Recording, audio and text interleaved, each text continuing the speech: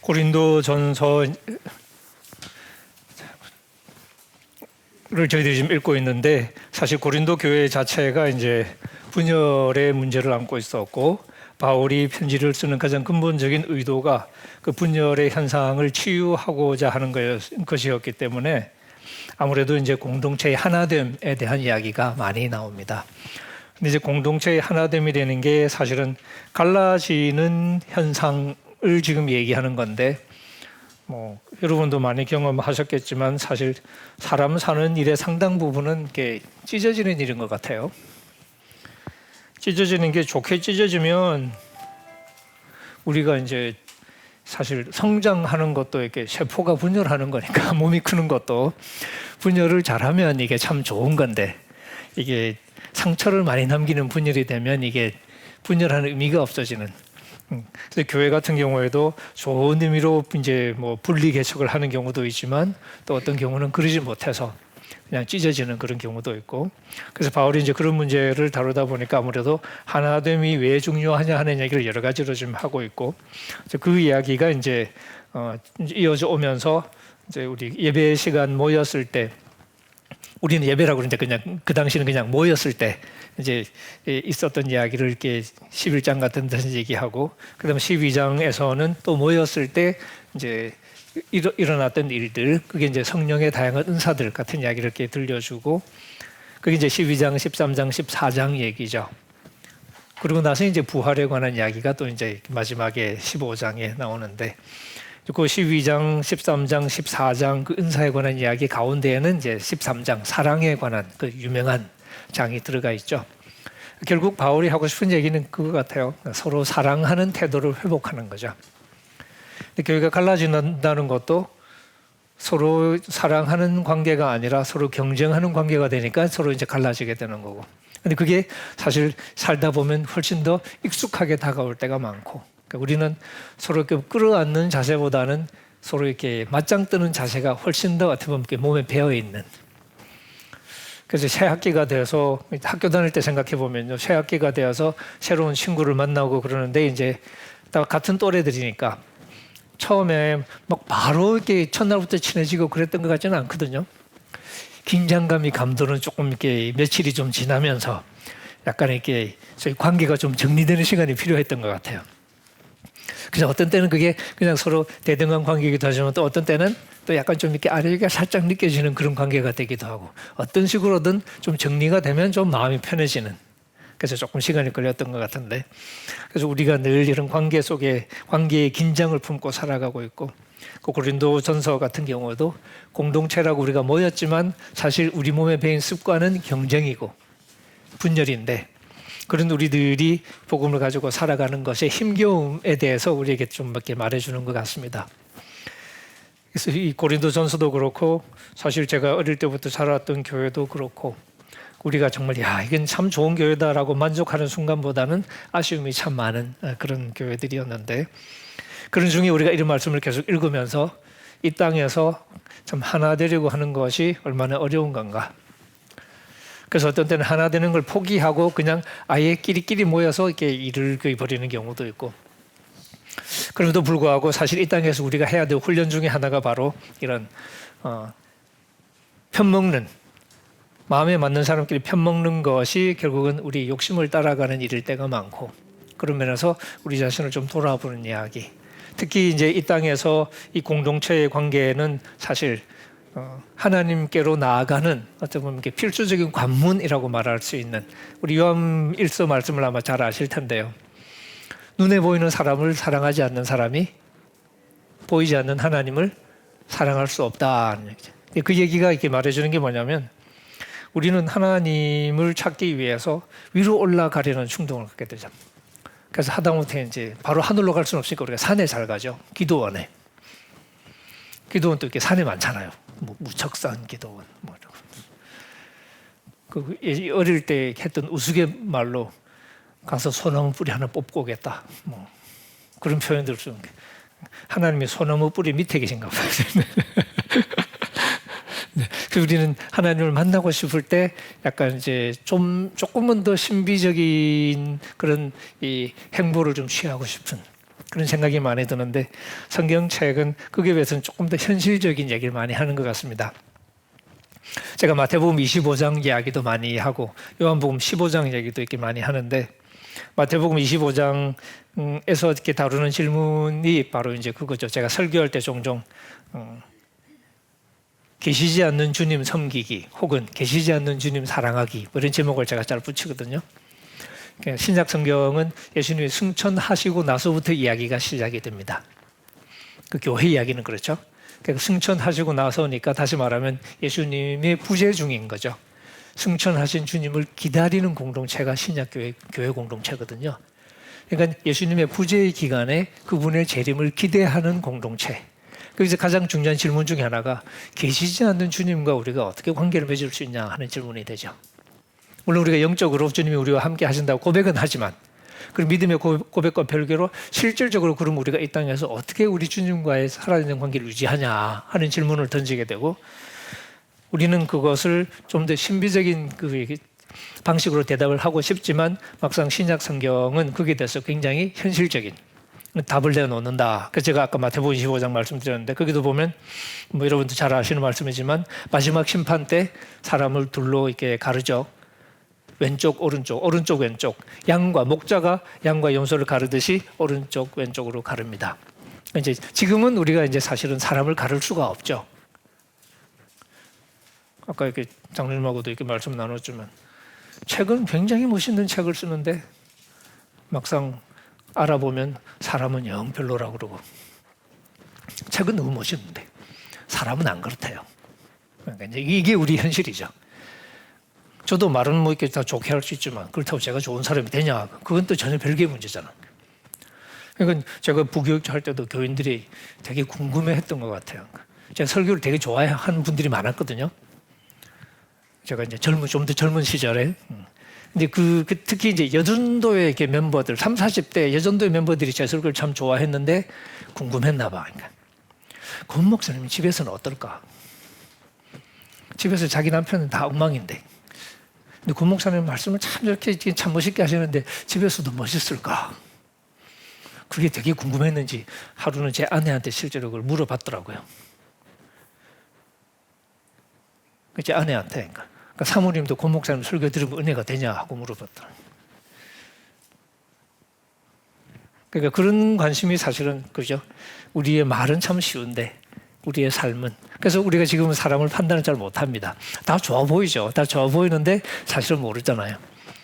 그래서 우스갯소리로 그래서 산타클로스도 사람을 모르잖아요. 누가 착한 애지 누가 나쁜 애지 몰라가지고 기껏한다는 게 우냐 안 우냐 그거 가지고. 근데 그것도 참 애가 근데 안 울면 애가 아니니까 참 산타도 참 딱하죠. 선물을 주긴 줘야 되는데 근데 지금 우리는 사람을 사실은 가릴 수 없습니다. 그래서 복음서의 가라지 비유처럼 지금 가라지 뽑으려고 하다가는 오히려 진짜를 뽑을 수도 있고 그래서 이렇게 냅두라 그러죠. 마지막 심판 때까지 냅둬라. 근데 이제 심판 때가 되면 목자가 양과 염소를 구분하는 것처럼 그 얘기는 확실하게 깔끔하게 구분하는 거죠. 실제로 양과 염소는 구분이 안 되는 경우들이 꽤 있다고 그럽니다. 그러니까 염소인데 양처럼 보이는 것도 있고 양인데 염소처럼 보이는 것도 있고 그러니까 전문가 아니면 사실은 구분이 어려운 그런 부분이 되는데 이제 목자는 안 헷갈리겠죠. 그날에는 확실하게 구분하는 거죠. 그리고 이제 한쪽은 오른쪽, 한쪽은 왼쪽 해서 오른쪽에 있는 사람은 천국에 보내고 왼쪽에 있는 사람은 지옥으로 보냅니다. 근데 그 기준이 뭐냐 하면 뭐 여러분 잘 아시다시피 너희 중에 지극히 작은 자 하나에게 했던 것이 결국은 주님께 한 것이 되고 우리 중에 가장 작은 자 중에 하나에게 하지 않았던 게 주님께 하지 않은 것이 되는. 그러니까 지금은 모르죠. 왜 주님이 아니니까. 그러니까 주님이 아니니까 우리가 함부로 할 수도 있겠죠. 나중에 알고 보니까 바로 그게 주님께 안 한 게 되고 오히려 그냥 우리 중에 참 이렇게 우리의 도움과 사랑을 필요로 하는 사람에게 우리가 베풀 사랑을 베풀었는데 나중에 보니까 그게 바로 주님을 섬긴 게 되는 우리가 심판의 의외성이라고 부르는 그 마태복음이 그런 식으로 얘기하고 요한복음 같은 경우는 이제 15장의 말씀처럼 이 포도나무와 이렇게 가지 비유가 바로 그 비유죠. 우리가 주님 안에 머물러 있어야 되고, 그리고 주님도 우리 안에 머물러야 되는데, 그 이야기를 쭉 읽어보시면 결국 우리가 주님 안에 머문다는 것은 주님의 사랑 안에 머문다는 말이 되고요. 근데 주님의 사랑 안에 머무는 방법은 뭐 예수 사랑 노래 부르는 게 아니고, 예수님 말씀처럼 예수님 그렇게 얘기하시죠. 내가 아버지의 계명을 지켜서 그의 사랑 안에 이렇게 거하는 것처럼 너희도 내 계명을 지키면 나의 사랑 안에 머물 것이다. 근데 그 계명은 바로 서로 사랑하라는 계명이거든요. 마찬가지로 주님이 또 우리 안에 계신다는 말씀도, 주님이 우리 안에 계신다는 건 주님의 말씀이 우리 안에 계시는 걸로 설명을 하고 있습니다. 근데 그 주님의 말씀은 서로 사랑하라는 거거든요. 결국 주님의 말씀은 서로 사랑하는 것이 내가 너희 안에 머무는 방법이고 너희가 내 안에 머무는 방법이고, 그게 결국은 나중에 실제로 하나님과 더불어서 거처를 함께하는 방법이라고 얘기를 이렇게 하고 계시거든요. 그 보면 주님의 말씀은 주님 안에 머무는 그 신비로운 관계를 유지하는 실질적인 방법이 뭐냐면 서로 사랑하는 것이었던 거죠. 근데 사람을 사랑하는 게 쉽지가 않으니까 우리는 자꾸 사람으로부터 고개를 돌려서 우리에게 스트레스를 덜 주는 좀 더 신비적인, 그러니까 사람을 배제한 어떤 신비로운 방법을 통해서 하나님을 만나고 싶어 합니다. 근데 성경은 그게 아니고 결국은 사람 사는 동네로 다시 돌아가게 만드시는 거죠. 그래서 힘겨운 그 사람 사는 세상을 이렇게 마주하면서 그 세계를 통해서 하나님께로 나아오도록 그렇게 우리에게 원하시는 것 같고, 그러면서 고린도전서 같은 것은 우리가 평생 늘 마음의 부담을 갖고서 이렇게 읽게 되는 그런 글인 것 같습니다. 오늘은 제가 얘기를 이렇게 들었던 게 아웃라인으로는 이제 제 5강이 되겠고요. 사랑의 섬김을 위한 은사 부분, 그리고 이제 15장의 부활에 관한 이야기를 좀 함께 해보도록 하겠습니다. 은사에 관한 부분은 자세히 뜯어가면 복잡한 얘기가 있긴 하겠지만 사실 뭐 그냥 다시 또 다르게 말하면 가장 그냥 편하게 이해할 수 있는 부분이기도 합니다. 왜냐하면 바울이 사용하고 있는 비유 자체가 어려운 비유가 아니거든요. 사실은 누구나 다 알 수 있는 그런 비유여서 사실 긴 시간을 들이지 않아도 바울의 의도는 충분히 우리가 이해할 수 있을 것 같은데, 근데 일단 12장부터 이렇게 은사 얘기를 하는 이유가 뭐냐면 교회가 또 이것 때문에 시끄러웠거든요. 일단 우리 1장으로 한번 다시 가보겠습니다. 고린도 교인들이 굉장히 이제 영적이라고 자부하고 있었던 것처럼 보이는데, 그 영적이라는 자부심의 이제 배후에는 다른 어느 교회 못지않게 성령의 은사를 아주 이렇게 풍성하게 받았던 것처럼 보입니다. 그래서 바울이 처음에 감사할 때도 바로 그 얘기를 하고 있습니다. 우리 4절에 보시면요. 그리스도 예수 안에서 너희에게 주신 하나님의 은혜로 말미암아 내가 너희를 위하여 항상 하나님께 감사하노니 하는데, 이제 너희에게 주신 하나님의 은혜라고 그랬습니다. 이제 제가 이 강의 안에는 쓰지는 않았습니다. 은혜라는 말이 헬라어로 이게 카리스라고 부릅니다. 카리스. 근데 그 다음에 5절에 보시면 이는 너희가 그 안에서 모든 일, 곧 모든 언변과 모든 지식의 풍족함으로, 이제 언변이 나왔죠. 말. 그 다음에 지식이 나왔습니다. 이게 다 은사의 목록에 해당하는 것들이 되고요. 그렇게 해서 6절에 그리스도의 증거가 아주 견고하게 되었다는 거죠. 그리고 다시 한번 말을 살짝 바꾸어서 7절 너희가 모든 은사에 부족함이 없이, 은사라는 말이 나왔습니다. 은혜가 카리스라고 제가 말씀을 드렸고요. 그 은혜가 가시적으로 나타난 것이 은사인데, 은사는 헬라말로 카리스에다가 맞자만 하나 더 붙이면 됩니다. 그게 카리스마. 근데 우리나라 말에서도 이렇게 영어에서도 카리스마라는 말 종종 쓰죠. 근데 그런 뜻하고는 전혀 다릅니다. 우리는 보통 막, 야, 저 사람 카리스마 있네. 그렇게 많이 쓰죠. 영어도 비슷한데요. 그거하고 성경이 말하는 카리스마 원래 뜻하고는 상관이 없습니다. 이제 여기는 그 카리스가 이렇게 나타난 게 카리스마니까 은혜의 결과물이죠. 은혜의 선물. 그래서 우리나라 말로는 은사라고 이렇게 번역을 했고요. 은사, 은혜 다가 소위 왔다 갔다 쓰일 수 있는 경우들이 많습니다. 이처럼 바울이 이제 풍성한 그 선물을 주신, 은사를 주신 것에 감사를 하고 있는데, 근데 이제 우리가 12장부터 보면 감사할 게 아니라 굉장히 짜증나야 할 것처럼 보이거든요. 이것 때문에 교회가 지금 난리가 났으니까.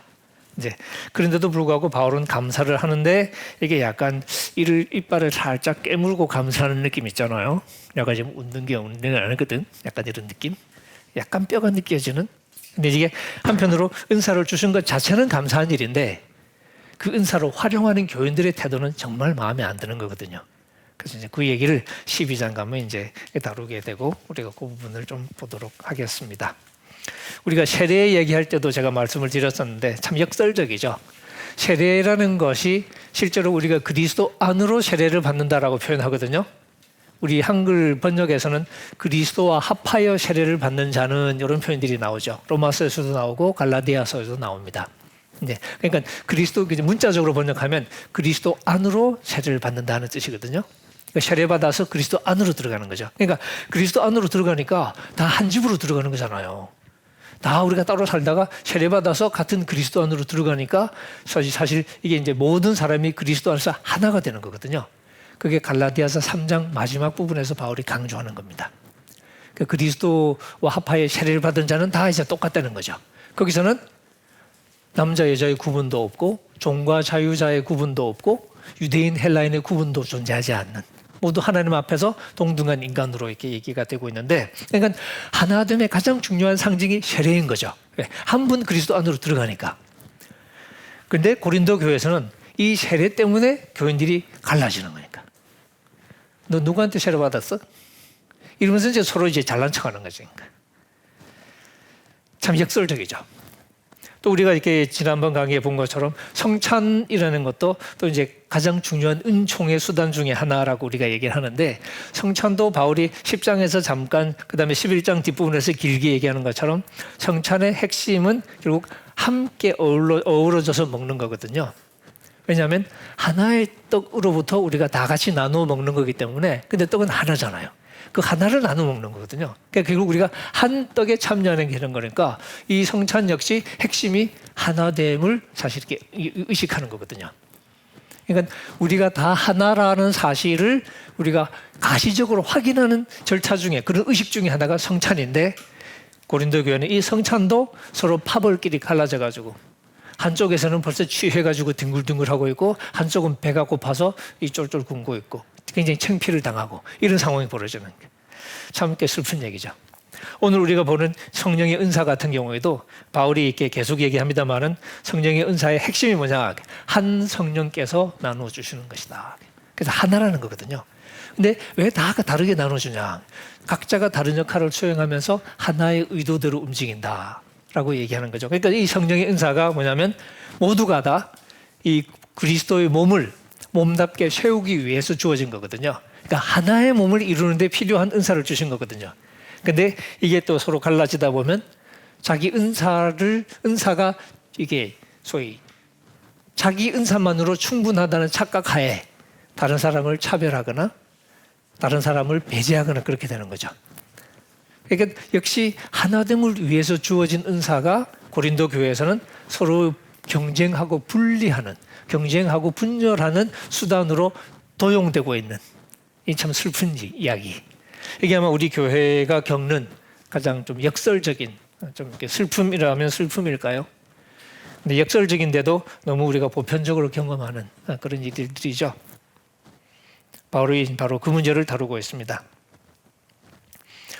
12장 1절부터 이렇게 첫 부분은 바울이 약간 서론적인 얘기를 한 것 같고요. 이제 신령한 것이라고 그랬는데 이게 성령의 은사와 관련된 거죠. 신령한 것 혹은 요즘 좀 더 많이 쓰는 표현으로 하자면 영적인 것들, 이렇게 번역하셔도 좋겠습니다. 성령이라는 말을 형용사로 만들어서 성령과 관계되는 것들이라는 표현인데요. 성령의 은사를 염두에 두고 하는 말입니다. 그러니까 신령한 것들에 대해 여러분이 알지 못하기를 원하지 아니하노니, 뭐 이렇게 말을 번거롭게 한데, 뭐 그죠? 이런 걸 이제 우리가 이렇게 이중부정이라고 부릅니다. 일종의 수사법이죠. 강조하는 방법 중에 하나입니다. 걔가 키가 작은 게 아니에요 하는 말은 엄청 크다는 얘기를 돌려 말할 때, 그러니까 이거 알지 못하기를 원치 않는다는 말은 사실은 이거 꼭 알아야 된다. 학원 강사 표현으로 하자면 이거 시험에 꼭 나온다 하는 표현하고 비슷한 강조용법이 되겠습니다. 그리고 이제 2절에 보시면 이방인으로 있을 때, 이게 이제 중간에 회심한 사람이 대부분이니까 이방인으로 있을 때는 말 못하는 우상에게로 끄는 대로 끌려갔다. 그 다음에 3절에는 하나님의 영으로 말하는 자는 예수를 저주할 자가 없고 성령이 아니고는 예수를 주시라 할 수 없다. 이게 이제 많은 학자들이 이게 약간 이교 시절에 겪었던 이렇게 이교도들의 어떤 황홀경적인 체험, 뭐 그런 걸 얘기하는 건가라고 생각하는 사람도 있었는데요. 지금은 그런 쪽보다는 그냥 이교적인 삶 자체가 사실은 우상에게 휘둘리는 삶이니까. 지금 우리나라도 보면 이사할 때 보면 되게 싼 날 있잖아요. 비싼 날이 있고 싼 날이 있고, 그죠? 저희 같은 사람한테는 참 좋더라고. 싼 날 골라가지고 이사하는. 그러니까 이게 근데 어떤 사람은 그런 날은 또 죽어도 피해야 된다고 믿는 사람이 있더라고요. 그래서 뭐 손 없는 날 그래가지고 이렇게 막 구분하잖아요. 근데 이게 극복이 안 되는 사람은 극복이 안 되는 것 같아요. 그게 휘둘리는 거죠. 우리가 보기에는 아무것도 없는데 휘둘리는 거죠. 우리나라 대통령 부부가 어떤 특정한 한 인물의 영향을 아주 심각하게 받고 있는 걸로 종종 말이 나오는데, 그죠? 무슨 이름이 뭐더라? 뭐 이렇게 수염 기른 아저씨만 이름 까먹었네요. 나이도 엄청 제 또래 좀 되는 것 같은데 나이가. 근데 제 주변에도 그런 분이 있었거든요. 어떤 무슨 불교계 어떤 인물한테 영적으로 사로잡힌 대학 총장이었습니다. 근데 불교계 어떤 여자분한테 영적으로 사로잡힌, 그래서 그분 말을 절대 복종하는 분이 있었어요. 정말 대책 없는 상황. 근데 안 되나 봐요. 그냥 벌벌벌 떨어요. 그분 말이라면. 이해가 안 돼, 나는. 그런 경우들. 또 이제 그분 말고도 또 이제 사실 이제 근데 불교계가 아니고 목사님, 다른 목사님한테 또 영적으로 거의 뭐 자기는 감화라고 그러는데 우리가 보건대는 이제 가스라이팅인 거죠. 근데 가스라이팅 당한 분이 연세가 적은 분이 아니라 저보다 나이가 더 많은 분이었어요. 근데도 그 자기보다 어린 목사, 여자 목사님 이 말에 꼼짝을 못해요. 그런 상황이 있을 수 있겠죠. 그러니까 사실 이제 우상에게 끌려간다는 게 사실은 그런 측면이 좀 있는 거죠. 근데 결국 이제 우리가 주님께로 돌아오는 것, 그러니까 말 못하는 우상에게 휘둘리다가 이제 살아계신 하나님께로 돌아오는 것, 이게 이제 회심이라고 그러죠. 여기 보면 하나님의 영으로 말하는 사람은 누구든지 예수를 저주할 자라 할 사람이 없고 성령이 아니고는 누구든지 예수를 주시라 할 수 없고, 결국은 주인을 바꿔치기 하는 거죠. 근데 이게 진짜로 주인이 바꿔치기 주인이 바뀌기 전까지는 이게 안 되는 거잖아요, 그죠? 예수를 확실히 믿고 나면 그 다음에는 우상은 진짜 아무것도 아닌 게 되어버리잖아요. 근데 믿기 전에는 또 그렇게 안 되거든요. 그러니까 기독교도 우상처럼 이렇게 간주할 수도 있겠죠. 제가 군대에 있을 때, 죄송합니다. 군대에 있을 때 제가 이제 별 3짜리, 그 당시 군단장이었죠. 군단장이 이제 당번을 제가 했었는데, 그분이 소망교회 집사였어요. 근데 예수를 믿지는 않습니다. 예수를 믿지는 않는데 소망교회 그냥 다녔고, 소망교회 다니다 보니까 집사까지 받았고, 이제 혼자 밥 먹을 때는 절대 기도 안 하고 부하가 있을 때는 기도하고 뭐 이런 분이에요. 근데 그분이 이제 항상 제가 이제 당번이니까 거의 몸종처럼 이제 공간에서 이제 거의 몸종처럼 이렇게 살잖아요. 모든 걸 다 해줘야 되는. 이제 이부자리를 이제 밤에 잘 때 깔아주는데, 이제 이부자리를 깔고 그분 침대가 아니고 이제 이부자리 까는 거였으니까 요 깔고 이제 다 해놓고 항상 뭘 해야 되냐면 머리맡에 성경 찬송을 딱 놔둬야 돼요. 읽지는 않아요. 성경 안 읽는 사람인데 머리맡에 성경 찬송이 잘 때는 있어야 돼요. 한 번은 제가 이렇게 막 정신이 없이 막 하다가 이불만 펴고 막 이제 그러고 이제 다시 다른 일 하러 가 있는데, 야! 그러고 막 고함을 지르면서 부르더라고요. 놀래가지고 막 그래서 네! 하고 딱 썼더니 머리맡을 딱 가리키는 거예요. 그때 아차차차 성경 찬송동을 잊어먹네. 근데 후다닥 해서 딱 놓는데 이렇게 거기다 대고 이렇게 하는 말이 나 죽으라고 부르는 거예요. 그냥 성경 찬송부터 죽기를 하냐? 그런 생각이 저는 드는데 자기는 약간 좀 그렇게 이렇게 생각했던 것 같아요. 참 그때 약간 서글픈 생각이 드는 거예요. 별은 셋이고 부대 내 모든 사람이 앞에 벌벌벌 떨면서 막 그러는 그 권력을 가진 사람인데 뭘까? 그 베갯머리에 성경 찬송 없다고 저러고 나오는 거 보면 참 강한 건가요? 약한 건가요? 참 불쌍하다는 생각을 제가 내심, 자기는 뭐 내가 불쌍했을지 모르지만 하여튼 그런 생각이 들더라고요. 그런 우리 인간들. 근데 사실 그런 우리가 정말 참된 주님을 만나서 제대로 된 삶을 산다 하는 게 이제 우리 기독교 얘기겠죠. 바울은 일단 고린도 교인들에게 예수 믿기 이전하고 믿고 나서를 간략하게 상기시키면서 예수님을 주님으로 섬기고 살아간다는 것을 한 번 더 상기시켜주는 그런 대목인 것처럼 보입니다. 그리고서는 은사 이야기를 이렇게 하고 있습니다. 요때부터는 제가 말씀드린 것처럼 이야기가 복잡하지는 않습니다. 읽으시면 사실은 거의 직관적으로 알 수 있는 내용들입니다. 은사는 여러 가지죠. 성령은 한 분이잖아요. 직분은 여러 가지죠. 주는 한 분이잖아요. 사역, 역할은 여러 가지겠죠. 모든 것을 모든 사람 가운데서 이루시는 하나님은 같은 분이잖아요. 그게 바울이 삼위일체적인 표현을 사용하고 있습니다. 성령, 주는 예수 그리스도를 가리키는 바울식의 표현입니다. 보통 바울이 구약 성경을 인용할 때 말고 자기 말로 할 때 주님이라고 그러면 전부 예수 그리스도를 가리킵니다. 근데 이제 구약 성경 인용할 때는 조금 다른 게 구약 성경에서는 주님이라는 말이 하나님을 가리키잖아요. 그래서 그럴 때는 조금 얘기가 다른데 바울이 자기 말로 주 그럴 때는 예수 그리스도를 가리킵니다. 초대교인들은 예수 그리스도를 그 무엇보다도 주님이라고 불렀거든요. 여기도 성령, 주, 그러니까 예수 그리스도, 그 다음에 하나님. 그래서 삼위일체적인 표현을 쓰고 있는데, 요거는 이제 비슷한 말을 표현을 살짝 바꿔서 반복하는 거죠. 반복법을 사용하고 있고요. 그 얘기는 같다는 얘기를 강조하고 싶은 거죠. 은사, 직분, 사역, 이것도 다 비슷한 낱말을 살짝 바꿔 쓰고 있습니다. 우리 성경 읽을 때 이제 성경 말씀을 이제 읽다가 보면 이게 성경 말씀이라는 사실에 우리가 너무 이게 겁을 먹어가지고 자연스러운 읽기를 못할 때가 있습니다. 근데 이게 성경도 이게 우리가 흔히 쓰는 말처럼 이 수사법을 많이 사용하거든요. 그 중에 하나가 이제 반복법 같은 거. 특히 이제 시편 같은 거 읽어보시면 우리가 평행법이라고 부르는 그 특징이 나타나는데 비슷한 말, 같은 말을 비슷한 표현으로 반복하는 거 있죠. 근데 그걸 이렇게 막 서로 다르게 만들면 큰일 나거든요. 같은 말을 반복하는 거기 때문에.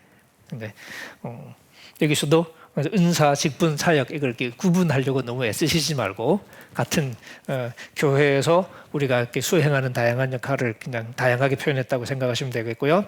성령, 주, 하나님 여기서도 한 분이라는 걸 말하기 위해서 쓴 표현이지 구분하기 위한 게 아니라는 것을 우리가 알 수 있습니다. 같다는 표현, 그래서 이제 4절에도 같다, 5절에도 같다, 6절에도 같다. 이게 하고 싶은 얘기가 되겠습니다. 그래서 이런 구절 읽으실 때는 뭐가 반복되는지를 좀 이렇게 염두에 두고 읽으시면 핵심 포인트를 우리가 쉽게 찾아낼 수 있습니다. 그리고 이제 바울이 여기서 하는 얘기는 같은 거죠. 같은 하나님이 하시는 건데 은사가 여러 가지다. 그게 이제 여러 가지라는 얘기가 7절, 8절, 9절, 10절에는 이제 목록을 작성하죠. 다양하니까 그 다양한 것을 목록을 작성하는데 이제 7절은 원론적으로 각 사람에게 성령을 나타내신다. 한 성령이 자기 표현을 하시는 거예요. 그러니까 성령의 자기 표현, 혹은 하나님의 자기 표현, 그리스도의 자기 표현, 그럴까요? 일단 이제 초대 교회가 이렇게 그리스도를 생각할 때 한편으로는 예수 그리스도는 그 자체로 완전하신 분이시지만 또 교회가 재미있게 또 어떻게 표현하냐면 예수는 머리가 되시고 교회가 그의 몸이 된다고 표현하잖아요, 그죠? 요거는 또 조금 이렇게 관점이 다른 거예요. 우리 교회가 그리스도의 정체성의 일부가 되는 거예요. 다시 말하면 그리스도께서 이 세상에 자기를 드러내는 가시적인 수단이 우리 교회인 거죠. 자기 몸. 우리가 몸으로 이 세상에 드러나잖아요, 그죠? 예를 들면 목사님 저를 보실 때도 근정경의 정신세계를 보고 인식하시는 게 아니라 일단 몸뚱아리 보고, 그것처럼 육체가 우리의 이 정체성을 사실 공적으로 나타내는, 외적으로 나타내는 방식, 그 수단인 것처럼 그리스도가 이 세상에 자기의 모습을 드러낼 때 그 가장 중요한 수단이 교회 공동체라는 거죠. 그러니까 교회가 굉장히 도발적인 사실은 표현을 썼다고 할 수 있습니다. 그러니까 그리스도의 연장인 거죠. 그것처럼 이 교회 속에서 주어지는 여러 가지 은사들이 결국 삼위 하나님의 자기 표현이라고 말할 수 있는. 그래서 각 사람에게 성령을 나타내시는 거죠. 여기 이제 7절에서 바울이 결정적인 얘기를 하고 나옵니다. 유익하게 하려 하심이라. 이게 사실은 바울이 결론이라고도 해도 좋습니다. 이것만 인식하면 그냥 나머지 사실은 안 읽어도 별 상관이 없을 정도로 유익을 위한 것이라. 이 유익은 교회의 유익을 위한 거죠. 그리고 이제 다양한 이제 목록을 작성하죠. 다양한 은사 8절에 보시면 어떤 사람에게는 성령으로 말미암아 지혜의 말씀을, 어떤 사람에게는 같은 성령을 따라 지식의 말씀을, 다른 사람에게는 같은 성령으로 믿음을, 어떤 사람에게는 한 성령으로 병 고치는 은사를. 이 정도 했으면 이제 뭐 한 성령으로는 반복 안 해도 되겠죠. 그래서 10절 어떤 사람에게는 능력, 어떤 사람에게는 예언, 어떤 사람에게는 영들 분별, 어떤 사람에게는 각종 방언, 어떤 사람에게는 방언 통역, 이런 식으로 또 이제 줄여서 10절에서 얘기를 하고 있습니다. 그리고 다시 11절에는 원론, 이 모든 일은 같은 한 성령이 행하시는 것이다.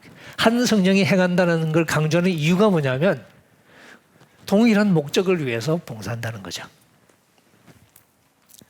그래서 그의 뜻대로 각 사람에게 나누어 주시는 것이다. 한 분 하나님께서 자기 뜻대로 나누어 주시는 것이니까 이게 서로 다른 목적으로 이렇게 사용될 수가 없는 거예요. 다양하지만 이거는 하나의 목적을 따라 움직인다는 거죠. 근데 그걸 설명하려고 하면 가장 이제 적절한 게 뭐냐면 몸과 지체. 이 지체는 신체 부위를 가리킵니다. 우리나라 말에 이렇게 신체 부위를 가리키는 다른 용어가 있나요? 지체라는 말은 사실 일상적으로 우리가 안 쓰잖아요. 우리 의사 선생님. 예를 들어 팔, 다리, 코 이런 걸, 그런 걸 말할 때 신체 부위 뭐 이런 거 말고 또 다른 무슨 뭐 용어가 있을까요? 없는 것 같습니다. 침묵하신 거 보니까. 예. 예? 이거 몸뚱아리, 이거 몸뚱아리인데 뭐 팔, 다리, 코 이런 거 다 구분돼서 하나하나 말할 때 이게 이제 헬라어로 이게 지체라는 게 이게 멜레라는 단어거든요.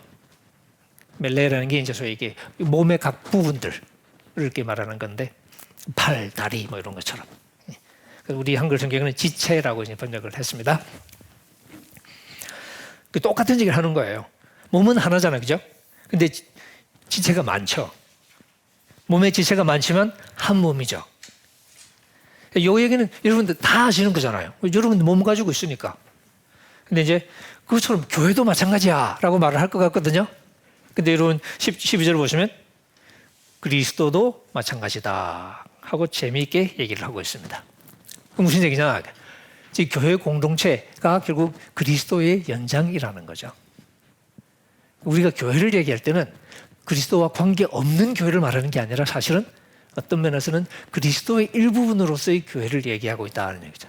그러니까 분열이 치명적일 수밖에 없는 게 더 그런 이유가 있는 거죠. 그리스도와 관계 없으면 상관없는데 그리스도와 관계 있는 거면 이게 우리가 분열되면 이건 그리스도를 갈라먹는 게 되잖아요. 그래서 바울이 1장에 보시면 그리스도께서 어떻게 나누어졌느냐라고 말하는 게 바로 그런 이유인 거죠. 가를 수 없는 그리스도를 가르는 행동이 되는 거였기 때문에.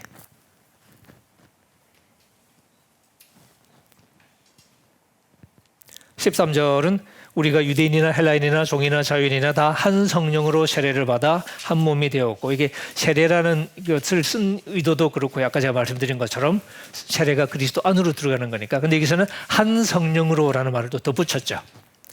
그리고 또 다 한 성령을 마시게 하셨다. 이게 마신다는 표현을, 성령을 마신다는 게 좀 웃기는 표현이잖아요.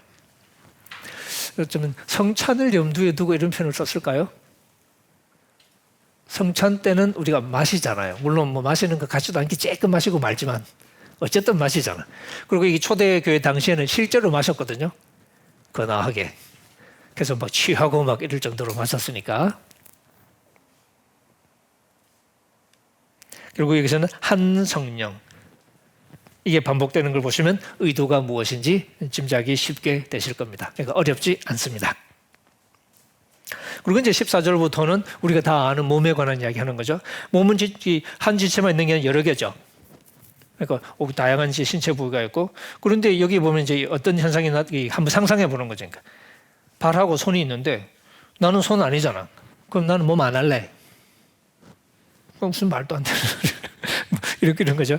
그 다음에 이제 그렇다고 몸에 안 붙었냐? 아니지. 또 귀가 눈한테 난 눈 아니거든. 난 몸 안 할래. 그게 되냐고. 이게 말 터무니없는 얘기인 거죠. 그러니까. 근데 이제 고린도 교인들의 행태가 마치 이런 행태와 같다는 거죠. 마치 발이 손한테 나 안 할래. 그런 말하고 똑같고, 이게 이 귀가 눈한테 난 안 할래. 그런 말하고 이렇게 그런 말 하는 거하고 똑같다는 거죠. 근데 그게 왜 터무니없는 얘기야? 17절에 보시면 온몸이 눈이면 듣는 곳은 어디냐? 온몸이 듣는 곳이면 냄새는 또 어디냐? 뻔한 얘기인데요. 근데 이게 이제 우리 교회 공동체를 생각하면 우리가 이런 행동을 이렇게 잘 하는 거니까. 우리가 다른 사람 욕할 때, 예를 들면 이제 예전에 저는 고신교단에서 자라서 사실은 그 방언 이거하고는 큰 관계가 없는 것 같은데 저희 교회도 한때 약간 그런 바람이 살짝 불었던 것 같아요. 방언 막 이런 얘기가. 집사님이 장로님이 가서 이렇게 막 수다를 떨듯이 장로님 방언 받으셨어요? 당연히 안 받았지. 그 얘기하다가 자기는 언제 주님이 방언을 주시더라고. 그렇게 얘기를 해요. 그리고 수다 떨다가 가셔. 가고 나면 왠지 이 찜찜한 느낌은 뭐지? 그분은 이렇게 자기 받았다는 얘기를 하고 싶은가 봐요. 무슨 얘기냐? 넌 방언 못 받았지? 네가 아무리 장로로 큰 소리 쳐도 넌 방언 못 받았지? 난 방언 받았거든. 내가 너보다 한 수 위거든. 이런 느낌이었을까요? 이게 의도적으로 그러진 않았을지는 모르지만 약간 그런 느낌은 인간이라는 게 그렇잖아요. 그죠? 이게 무슨 얘기냐면 내가 방언 받았으면 장로도 방언 받아야 수준이 맞다 이런 생각을 해요. 내가 가진 걸 남들도 가져야 되고 내가 가진 걸 못 가졌으면 나보다 급이 떨어지는 걸로 생각을 하는 거죠. 근데 몸을 생각하면 이게 터무니없는 얘기죠. 그러면 온 몸이 다 눈이라 해야 되나? 눈이 코한테 넌 눈 아니잖아 인마. 눈도 없는 게 있지. 귀한테도 그러고 코한테도 그러고 다 그냥 발한테도 야 너 눈 달렸나? 눈도 없지 너. 뭐 이러고 나가는 거하고 똑같은 거죠. 근데 만약에 그러면 온몸이 눈이면 듣는 곳은 어디며 온몸이 듣는 곳이면 냄새 맡는 곳은 어디냐. 몸이 제대로 돌아가려면 다 기능을 다 제각각 해야 되는데 다 똑같으면 뭐 고대 그리스 신화나 이런 데서야 뭐 예를 들면 여러분 이렇게 고대 그리스 신화에 나오는 거 아르테미스 여신, 아르테미스 여신상 혹시 보신 적 있나요? 그 풍요와 다산의 여신이거든요. 그 신화에서 이렇게 다산의 여신은 어떻게 묘사합니까? 가슴이 많죠. 마치 그 강아지처럼. 강아지, 돼지 이런 애들은 이렇게 새끼들 엄청 달려들어서 젖 빨아야 되니까 젖이 많잖아요. 그것처럼 이제 여신 모양인데 여자 모양인데 가슴을 여러 개를 이렇게 만들어서 그게 이제 소위 다산의 상징인 거죠. 근데 그건 뭐 상징적으로 하니까 그런 거지 실제 사람이 그러지는 않죠. 사람이 이렇게 딱 필요한 만큼 가슴은 2개. 그러니까 이렇게 대개는 애 1명을 우리가 키우잖아요. 동시에 젖 먹는 애가 둘이 있는 경우는 거의 없잖아요. 그러니까 이제 이 2개만 있어도 충분한 것이니까. 그리고 나머지는 코, 입, 눈, 뭐 다 자기 역할을 이렇게 해야 되는데, 그죠? 근데 이 19절, 다 한 지체뿐이면 어떻게 몸이 이루어지냐 하는 뜻입니다. 몸이 이루어지려면 달라야 되지 않냐는 거죠. 근데 20절에 그 다 다른 지체가, 이 지체가 많지만 하나의 몸이지 않냐는 거죠. 이게 하나의 몸이라는 게 바로 이제 하나의 목적으로 움직인다는 이야기죠. 그 뒤에 나오는 얘기도 지극히 평범한 얘기입니다. 눈이 손들어 너 쓸데없거든 꺼져줄래? 앞도 못 보는 주제에 이렇게 말할 수가 없는 거죠. 네. 보는 역할은 손이 못하죠. 당연히. 그러니까 깜깜해져 버리면 아무것도 못하는 게 사실이에요. 하지만 손은 다른 역할을 하죠. 발도, 머리가 또 발한테, 머리가 발을 보면 참 답답하고, 야, 넌 머리 없냐? 머리 없지, 발이니까. 머리 좀 써라. 뭐 그렇게 말할 수는 없잖아요, 그죠? 근데 이제 이게 사실 이 뭐 워낙 뻔한 얘기라서 뭐 길게 얘기 안 하는 게 훨씬 나을 것 같습니다. 그 다음에 이제 재밌는 게 뭐냐면 우리가 하나의 몸으로 움직이니까 우리의 지체가 서로를 정체성으로 구분하지는 않잖아요. 그죠? 다 권연경이에요. 예를 들어서 제가 이렇게 뭐 몇 년 전에 이제 발목에 연포탕을 먹다가 멍청하게 이제 팔팔 끓는 거를 이제 앞접시에 다 담았는데 국자가 좀 떠가지고 다 담았거든요. 테이블에 잘 내려놓으면 되잖아. 내려놓는데 삐끗해가지고 거기에 확 쏟아져서 제 그 발목에 확 끓은 그대로 이렇게 그래서 한 2달인가를 고생했던 것 같습니다. 병원 다니면서 계속 치료하고 또 뭐 치료하면 뭐 딱지 잘 앉았는데 또 뺏기도만 자꾸 화상치료 그렇게 하대요. 아픈데 막 뺏기고 뭐 새로 치라고 막 어쨌든 이제 그렇게 할 때 제가 이렇게 나는 괜찮은데 내 발목이 좀 다쳤어. 뭐 이런 식으로 얘기 안 하죠. 내가 화상 입은 거지. 그죠? 어디가 조금만 아파도 내가 아픈 거지. 나는 괜찮은데 뭐 내 손가락이 좀 아프대. 뭐 이렇게 얘기 안 하거든요. 그것처럼 이제 이게 보시면 이제 서로가 서로를 쓸데없다고 말하는 게 사실은 몸에서는 전혀 벌어지지 않는.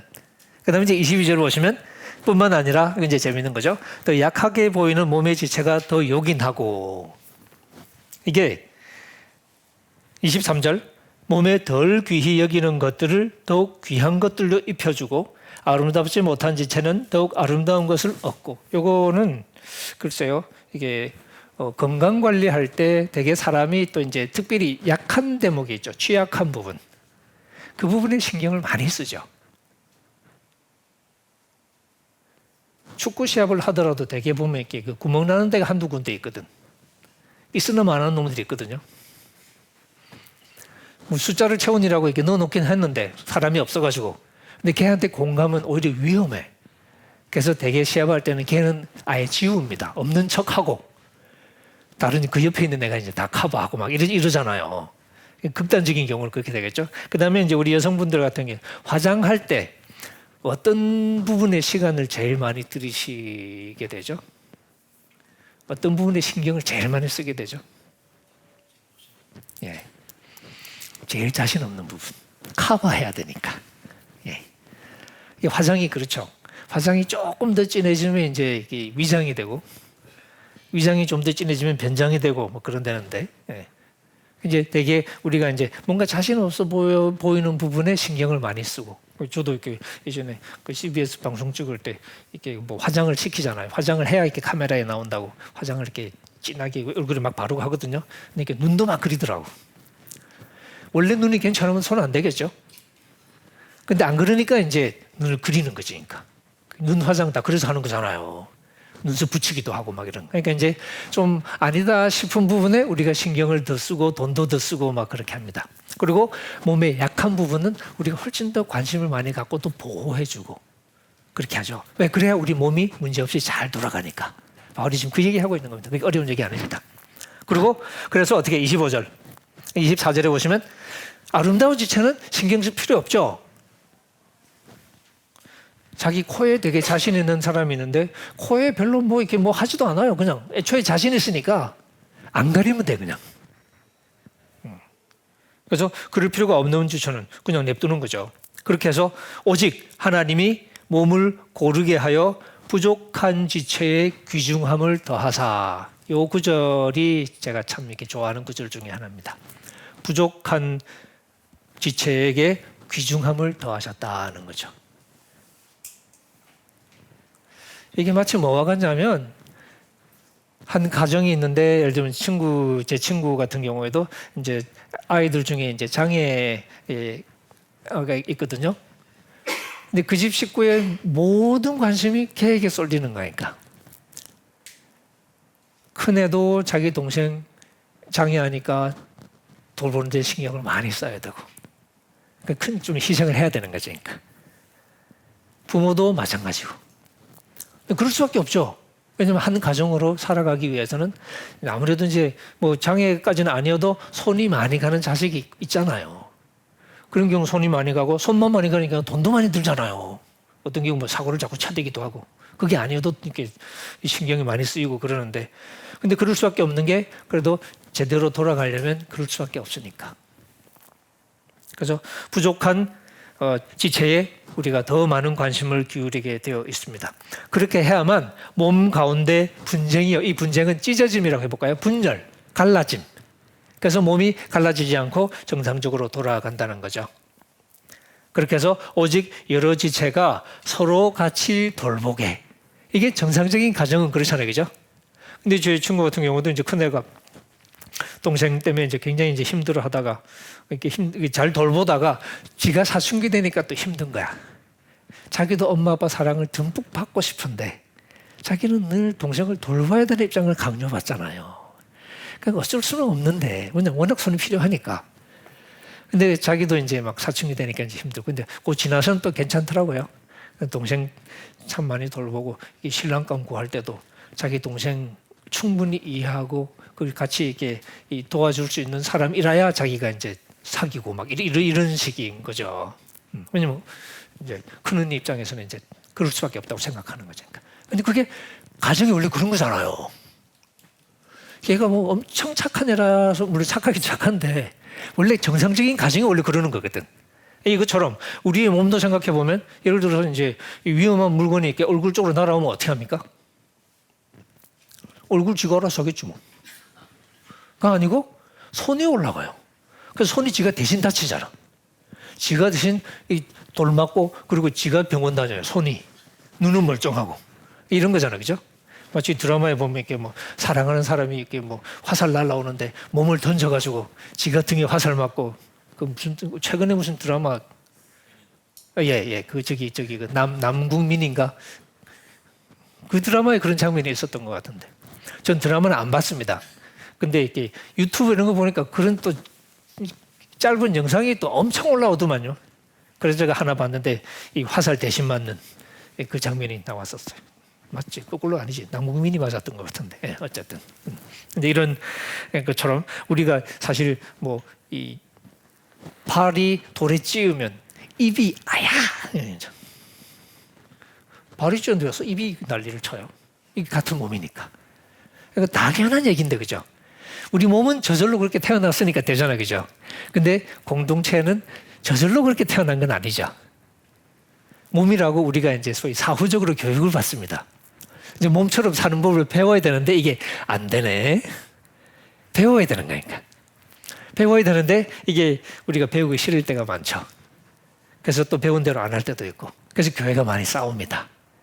사실 잘 배웠으면 싸울 만한 때 사실 돌봐주고 덮어주고 그랬어야 되는데 근데 우리가 그러지 못하고 자꾸 이렇게 분열을 하는 거지. 우리가 덜 배워서 그런 거죠. 근데 바울이 몸의 이런 비유를 통해서 우리가 뭘 생각하면서 살아가야 될지를 이제 재교육하고 있는 점이겠죠. 그래서 26절 한 지체가 고통을 받으면 모든 지체가 함께 고통을 받고 한 지체가 영광을 얻으면 모든 지체가 함께 즐거워하죠.